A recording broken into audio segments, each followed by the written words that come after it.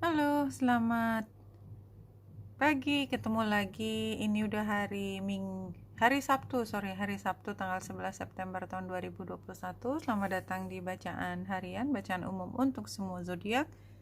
Ambil hanya jika resonate, silakan lihat description box di bawah video ini untuk rangkuman bacaan hari ini. Dan setiap kali bulan sampai di Scorpio, kita seperti sedang overhaul emosi kita yang terdalam. Jadi banyak hal yang kita tidak sadari itu kita mulai bisa pahami. Tidak semua orang ketika bulan sampai di Scorpio akan mengalami hal yang sama, tetapi buat orang yang punya masalah dengan masalah trauma atau seksualitas ya yang tidak tersalurkan dengan cara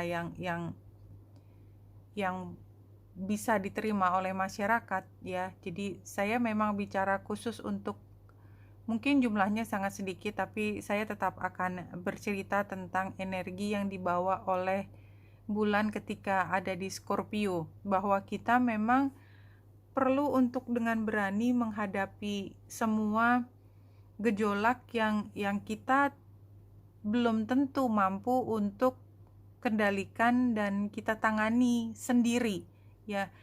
Kenapa kita tidak mampu tangani? Karena memang dia terlalu berat untuk bisa kita proses, dan oleh sebab itu kita berusaha untuk melupakan dan menganggap itu sudah hilang dengan sendirinya dengan bergulirnya waktu, tapi kenyataannya adalah tidak demikian.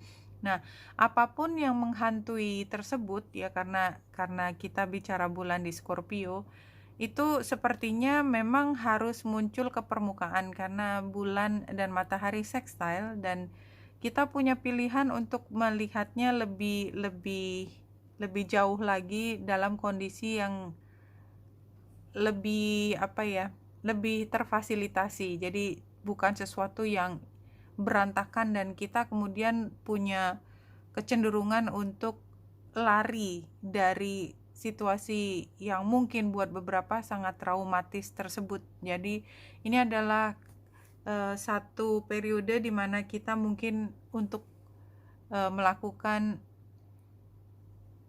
pembongkaran cerita atau trauma masa lalu supaya kita bisa move on.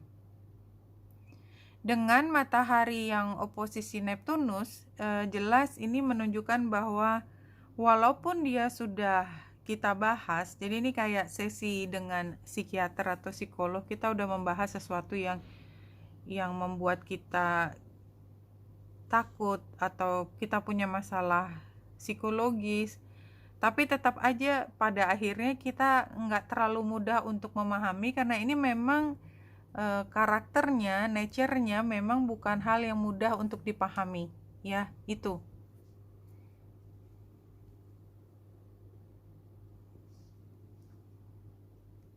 kalau dari Rumi, kita lihat kemana informasinya bergulir. Iya, kita lihat di sini penggambarannya juga whirling a goddess. Jadi ini kan sosok perempuan yang kepalanya nggak ada kayaknya deh, atau dia menengadah, kayaknya kepalanya nggak ada. Jadi memang ini nggak bisa ditangani pakai logika. Lose your head, ya, lose your head. Not a single thread that has a head can go through the eye of the needle. Jadi kalau penggambarannya ini apapun masalahnya tadi ya, matahari yang oposisi dengan Neptunus, walaupun sudah dijelaskan dengan bahasa apapun, dengan logika, tetap bukan sesuatu yang mudah untuk dipahami karena memang ini nggak pakai logika, intinya seperti itu. Jadi keulang ya informasinya. Ada hal yang mungkin membuat kita sangat terganggu, mungkin buat beberapa trauma. Kita berusaha menjelaskan mungkin dengan aturan, mungkin dengan logika, pakai apapun itu kayaknya nggak ada satupun yang make sense gitu loh. Jadi Ini kayak saya pernah nonton cerita tentang saudara, mereka melewati masa yang sangat traumatis kehilangan ibundanya ketika mereka masih kecil.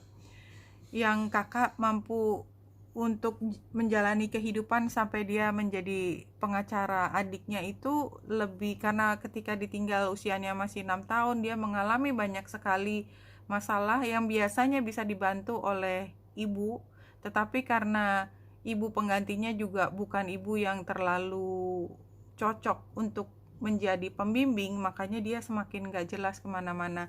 Si kakak itu kemudian mengambil alih peran mengasuh, tapi kan dia anak juga, dia kakak juga, dan otoritasnya nggak seberapa besar, kemampuannya nggak seberapa besar, tapi hatinya dia benar-benar menyayangi adiknya karena memang ya udah bersama dan sama-sama mengalami trauma yang sama.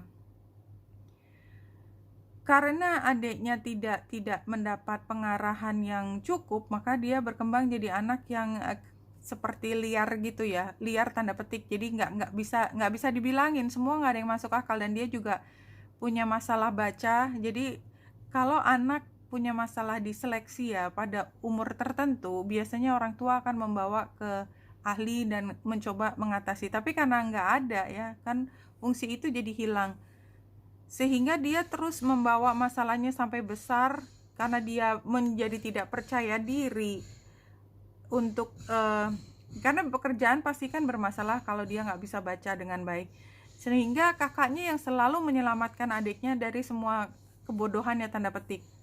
Tapi somehow itu memberi makna hidup pada kakaknya. Begitu kehilangan fungsinya dia membantu adiknya, dia hidupnya juga nggak ada yang make sense kayak gitu. Karena sebenarnya mereka ditakdirkan untuk saling bantu, something like that. Saya belum lihat 3 kartu ini, sorry. Jadi itu yang saya bisa cerita di awal tadi, bahwa hidup menjadi make sense karena satu hal yang tidak bisa dijelaskan oleh logika di masyarakat umum. Itu hanya bisa dijelaskan kalau ada analisis yang mendalam dari hal-hal yang sifatnya subconscious, yang tidak disadari dalam tumbuh kembangnya anak kayak gitu. Oke, kembali ke sini.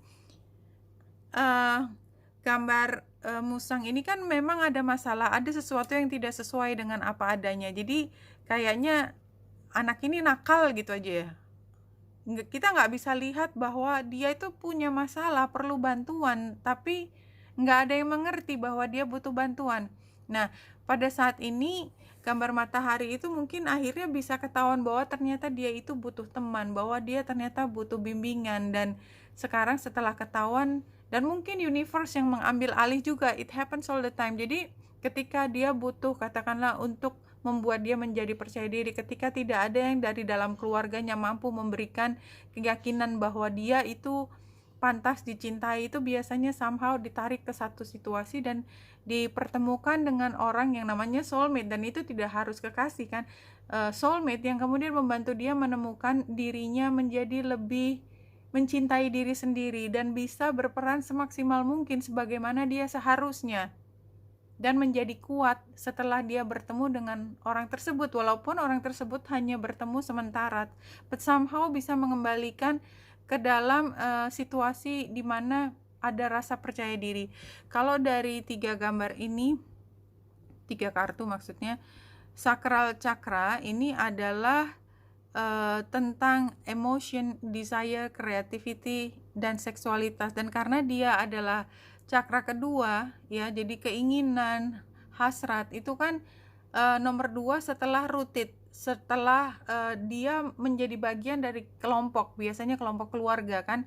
Jadi ada desire yang tidak bisa dikendalikan, tadi yang saya cerita seperti itu. Nah, kita perlu mencari balance supaya bisa sampai pada cakra keempat, parallel to the heart. The heart chakra represent unconditional love, compassion, harmony, relationship, and healing. It's believed to be the link between mind, body, and soul.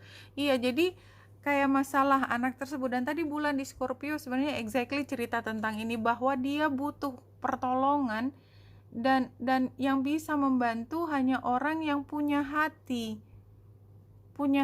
sampai, nah punya hati. Kalau misalnya yang membantu kakaknya itu kan dia juga dalam posisi yang tidak mampu, karena dia juga bisa sakit hati, atau dia expected roles-nya itu tertentu dan membuat dia tidak mungkin memberi bantuan tersebut, dan oleh sebab itu biasanya yang bantu adalah orang lain yang memahami situasinya dan memberikan cinta yang unconditional hanya untuk membantu anak tersebut ya, yang udah menjadi dewasa kemudian ya, yang tidak berfungsi dengan semaksimal mungkin sebagai orang dewasa, supaya menemukan kembali apa yang seharusnya dia peroleh ketika dia kehilangan ibundanya. Itu tadi contoh ya, dan itu dari film, sungguh saya lupa judulnya.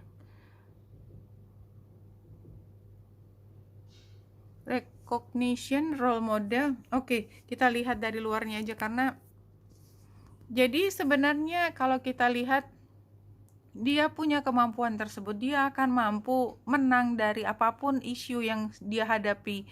Tapi somehow tidak ada orang yang mengerti. Jadi setiap kali dia mengungkapkan masalahnya, dia dianggap sebagai bercanda atau sesuatu yang bukan serius gitu. Nggak ada yang take it very seriously.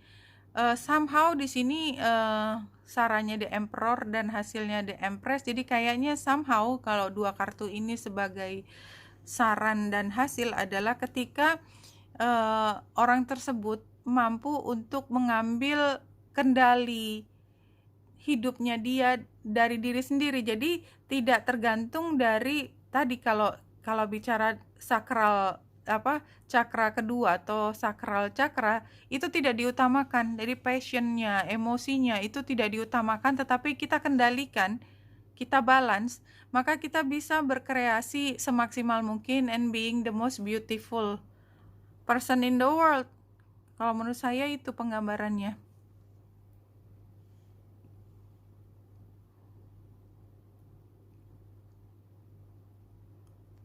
Kalau dari spirit guides, you're always creating whether you're conscious of it or not. So be watchful of your thoughts and think the good ones.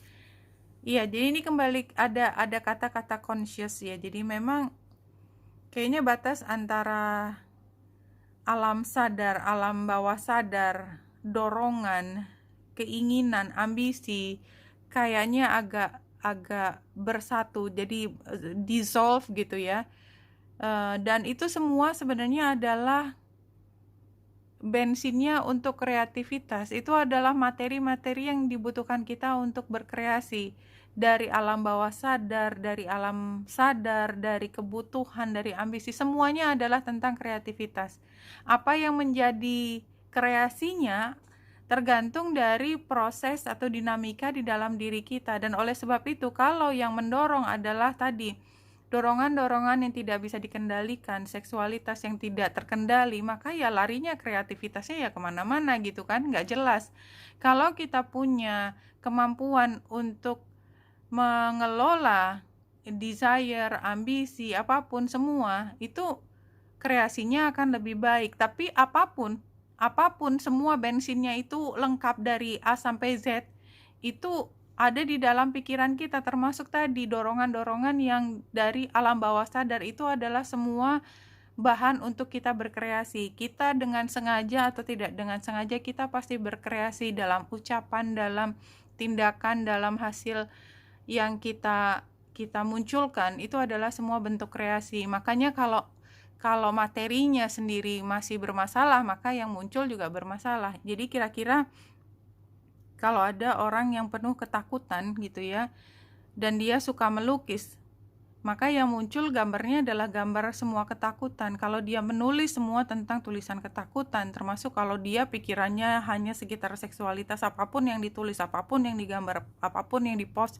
ya sekitar itu. Kita bisa lihat kan beberapa akun yang isinya begitu banget gitu loh, ya itu dia gitu loh. Jadi apapun yang dia pikirkan pasti akan cepat atau lambat, atau dengan sengaja atau tidak sengaja akan terrefleksi dari apa yang dia munculkan, apa yang dia katakan, apa yang dia sampaikan kepada orang lain, kira-kira gitu. Jadi kalau kita tidak tidak mengupayakan untuk membersihkan tanda petik apa yang ada di dalam kita, maka ya tetap akan muncul keluar. Intinya sih seperti itu. Dan bulan di Scorpio is talking about it. Oke, Wenita Indra dari sini, semoga membantu. Salam hati dan cahaya.